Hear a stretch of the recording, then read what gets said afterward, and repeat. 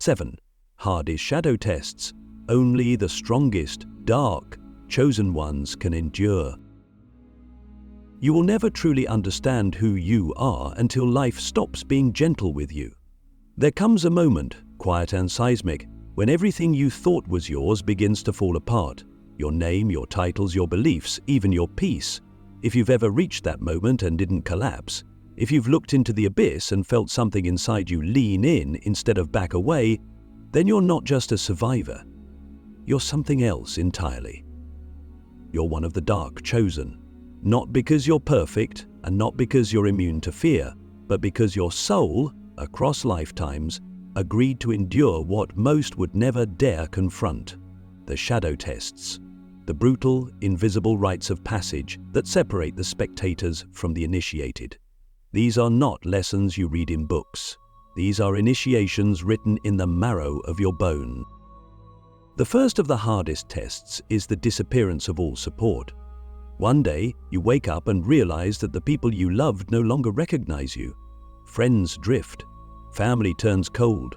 The spiritual teachers you once followed now sound hollow.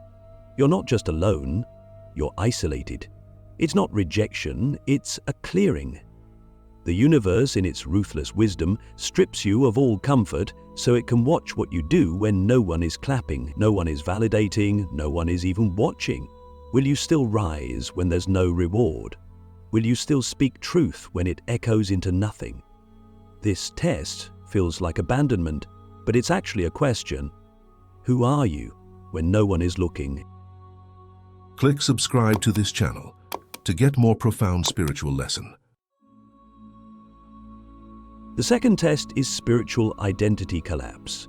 You've done the inner work, walked the path, healed, meditated, maybe even guided others, but then suddenly none of it works anymore. The words feel empty, the practices feel mechanical. You question whether your entire path was a lie.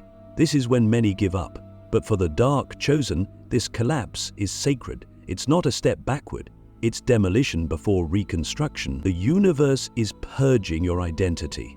Not because you're wrong, but because you're bigger than the box you built around yourself.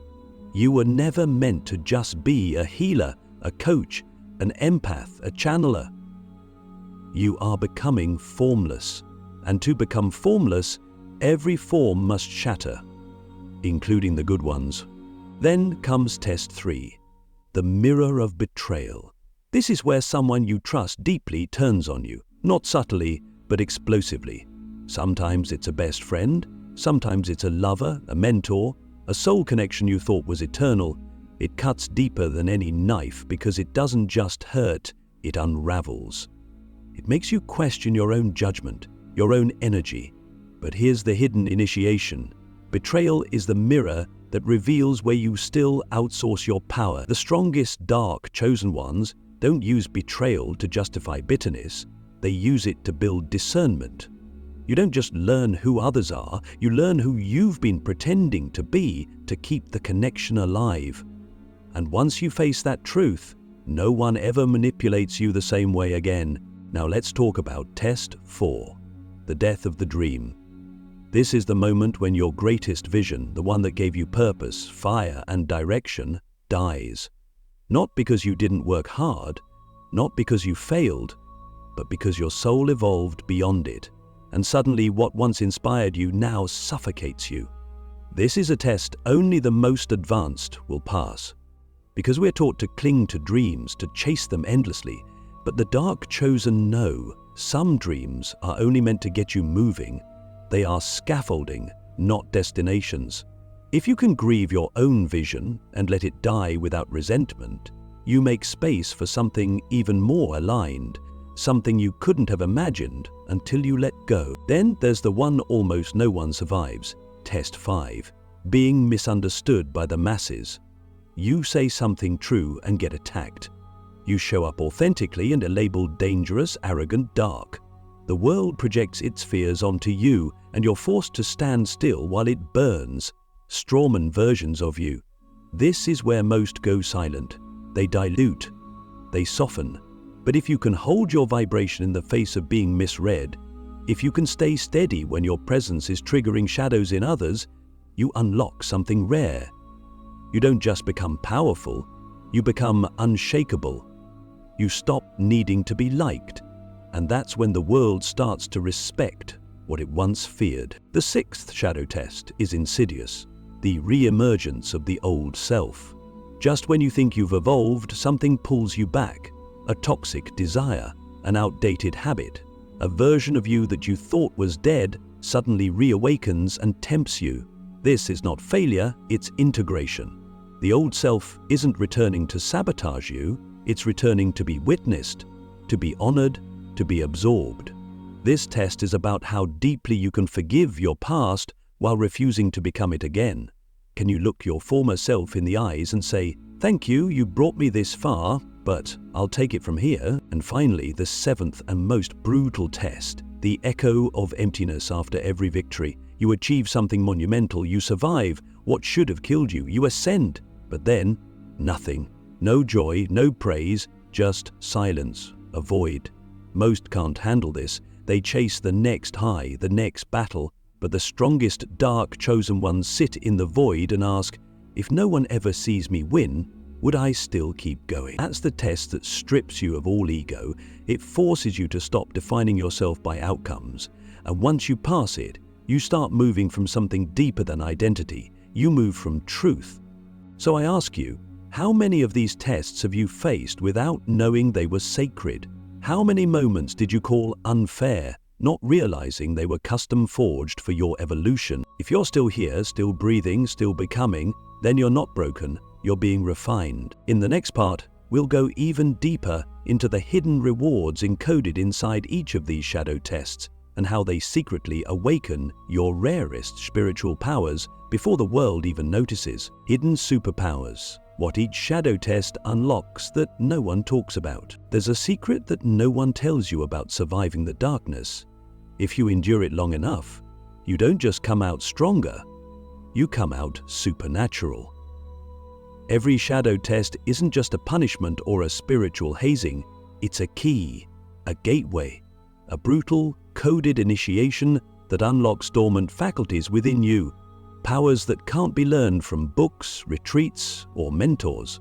These powers are forged in fire, and the flames that once threatened to consume you become the very source of your spiritual arsenal. But most people never reach that threshold. They stop halfway, misinterpreting the pain as a sign to quit. Only the strongest, dark, chosen ones make it through, and those who do come out with gifts that feel like myths. Let's go back to the first shadow test, the disappearance of all support. When everyone walks away, when no one believes in you and even the divine feels distant, you are forced into the ultimate solitude. That solitude isn't empty, it's fertile. In the silence, you start hearing something that was always there, your own soul. And the longer you sit in that space, the more it sharpens. Suddenly you develop what I call spiritual echolocation. You can hear truth through noise. You can detect hidden intentions in people's words, not because of paranoia, but because your frequency has attuned itself to subtle signals. You become unmanipulatable. Because you no longer rely on others to define what's real, you feel it. That's not intuition, that's precision. That's inner authority. When your spiritual identity collapses, as in the second test, it's terrifying. But what forms in that rubble is your capacity to operate without form. You become shape-shifting energy. You're no longer stuck being the healer or the teacher. You become what is needed moment to moment. This unlocks what I call fluid channeling. You don't need to prepare. The right words, ideas, or energies move through you on command. Why? Because you're no longer clinging to who you think you are. You are available to what wants to move through you. That availability is magnetic. People begin to feel like you're reading their soul when you speak, and in truth, you are. Then there's the betrayal, the third test. When someone close breaks you open, you don't just build boundaries, you unlock energetic filtration. Your auric field becomes so intelligent that it filters people before they get close. You'll find that certain people can no longer look you in the eye. You'll enter rooms and feel entire frequencies shift. That's not ego, that's energy sovereignty. Your presence becomes a repellent to falsehood, and a lighthouse to those secretly seeking truth. You don't need to expose anyone anymore. Your vibration does it for you. That's a superpower most never access because they keep trying to heal betrayal instead of harvesting it. When your dream dies, test 4, you don't just lose purpose. You unlock multi-timeline awareness. You begin to realize that the dream was only one layer of your path and that deeper blueprints exist underneath. You can now sense the difference between a temporary assignment and a soul contract. You stop wasting time. You don't just do what's impressive, you do what's encoded. This is where your actions start to ripple across timelines. One decision creates massive openings. A single no reroutes entire destinies. You're no longer chasing vision, you're embodying alignment. And that changes everything. Surviving the 5th test, being misunderstood by the masses, unlocks energetic translation. You start speaking in codes only certain people can hear. You could post the same sentence 100 others have said and yours will shatter illusions. Why? Because you're transmitting, not performing. Your words aren't just ideas, they're activations.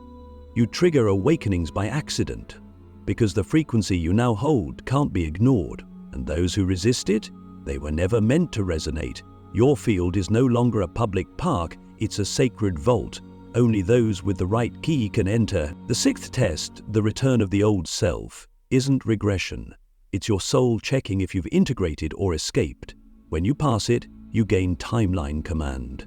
You no longer fear your past. In fact, you can enter those frequencies deliberately to retrieve lost parts, wisdom, or even spiritual codes you once abandoned.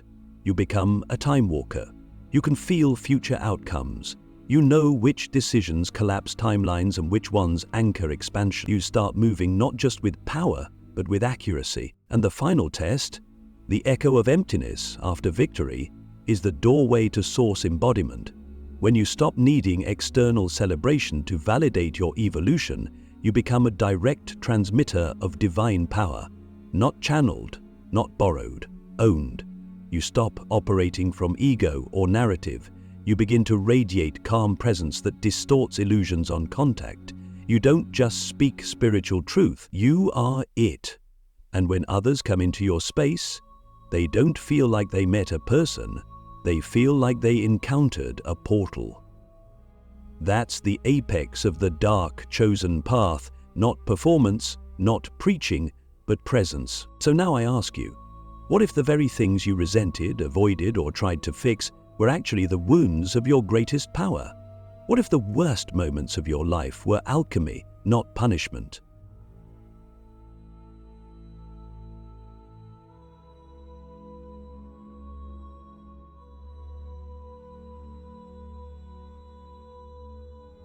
The Thursday, April the 2nd, 1858. Because when you realize this, you stop surviving, you start transmitting, and you become what the world was never prepared to face.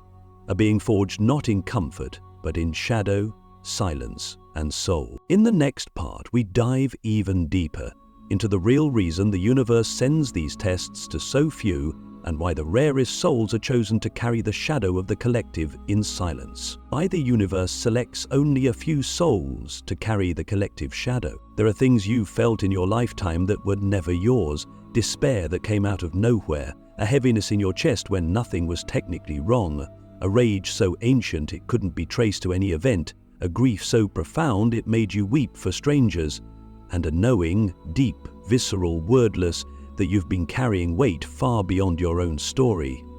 If this resonates with you, then understand, you were never just healing for yourself, you were never just walking through shadow for your own transformation, you were selected before birth to carry the unspeakable, to transmute the unseen, to do the work that others cannot even look at, not because you were better, but because you were built for it. You are a vessel for the collective shadow, a sacred lightning rod for the pain that entire bloodlines, cultures, and timelines have refused to face.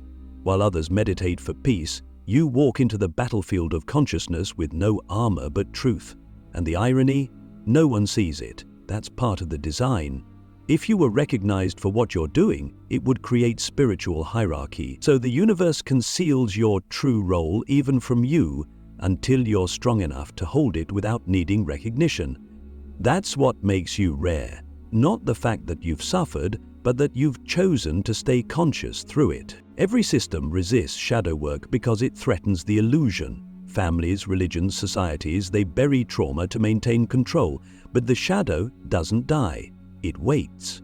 And when the weight becomes too much for the collective to carry, the universe assigns it to the few who can endure it without being destroyed by it. This is why your life has always felt heavier. Why you've faced more darkness than others without explanation. You were chosen to process what others suppressed. You are not cursed, you are entrusted. But here's the brutal truth. Carrying the collective shadow is the loneliest job on earth. You'll often be surrounded by people who project their wounds onto you while you quietly transmute theirs. You'll be scapegoated, misunderstood, condemned for speaking truths others haven't yet evolved to face. And yet, you keep going. You keep loving, you keep forgiving, not because you're weak, but because your soul is old enough to remember that this is what you came here for. Every time you break down, something ancient is breaking through. Every time you scream into the void, something buried is surfacing. You're not falling apart. You're releasing centuries of psychic debris that no one else was willing to feel. You are the spiritual septic system of humanity. And while that sounds degrading, it's actually divine. Because when you alchemize darkness into understanding, pain into wisdom, silence into presence, you don't just heal yourself, you heal everything connected to you. Entire lineages shift, karmic wheels stop spinning, futures are rewritten without anyone knowing your name. There's a quiet nobility to this work. You won't be praised for it, but you'll feel it. In the subtle moments. The stranger who cries after hearing your words, the friend who suddenly awakens after standing in your presence, the energy of a room shifting when you walk in, not because you spoke, but because you've become a frequency that transmits healing without effort. That's not ego, that's legacy. You don't need followers, you're followed by forces that know exactly who you are, but even the chosen need rest. That's the hard lesson. When you carry the shadow of the world, you must protect your light. This means sacred selfishness. It means saying no to energy leaks. It means pulling back from people who only come to be fed, because if you burn out, the work stops. You were never asked to save everyone. You were asked to hold the pattern until others could face it themselves, and that's enough. So let me ask you, what would change if you stopped judging your pain and started honoring your role? What if your suffering wasn't proof of weakness, but evidence that you were trusted with the soul work no one else wanted to touch? Because when you embrace that truth, everything shifts.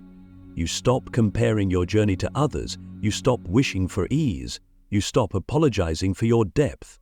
You become what you were always meant to be, a keeper of the shadow, a midwife for the buried, a guardian of humanity's forgotten wounds. You walk through darkness not to get lost, but to light the way out. And in the final part, we'll explore the closing mystery, how to complete the shadow cycle, step into your full power, and transmute your past into the highest timeline possible, becoming unstoppable, not in spite of the darkness, but because of it.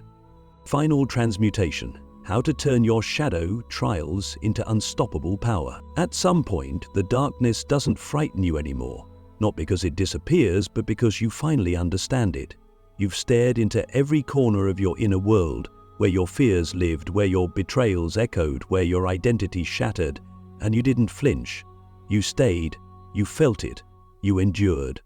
And what began as torment has now become your greatest spiritual currency. This is what most never realize. The shadow isn't your enemy, it's your teacher, and once you've passed all its tests, you're no longer just a survivor. You are a transmuter. You are the rare kind of being that can turn pain into prophecy, chaos into clarity, and endings into energy. To transmute means to alchemize, to take the unprocessed, the misunderstood, the unwanted, and make it sacred, not just for you, but for the world around you. That is your final right as a dark chosen one. You do not stay wounded, you rise magnetic.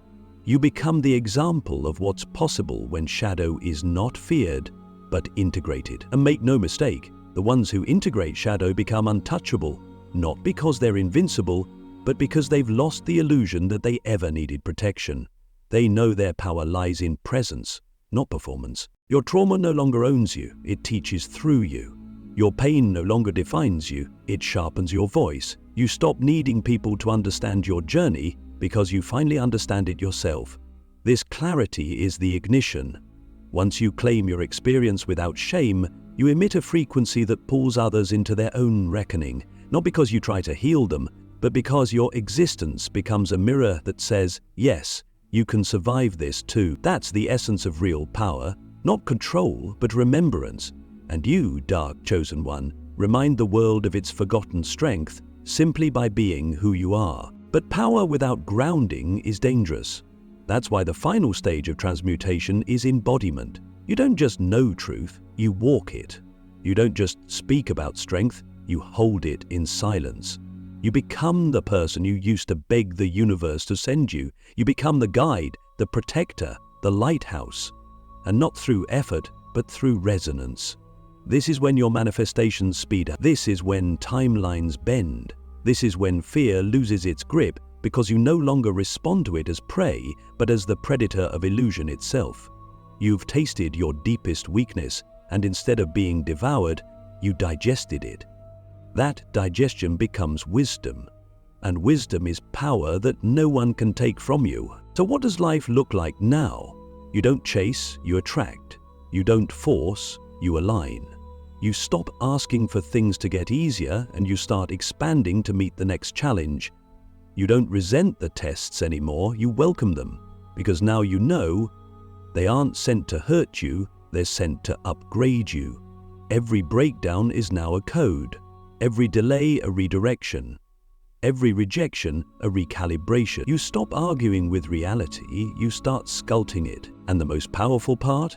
You no longer need to prove anything to anyone. Your presence speaks for you.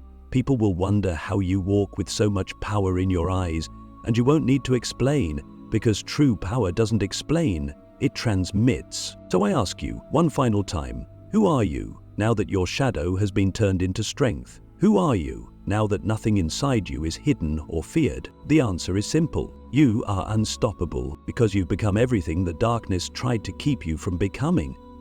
Free.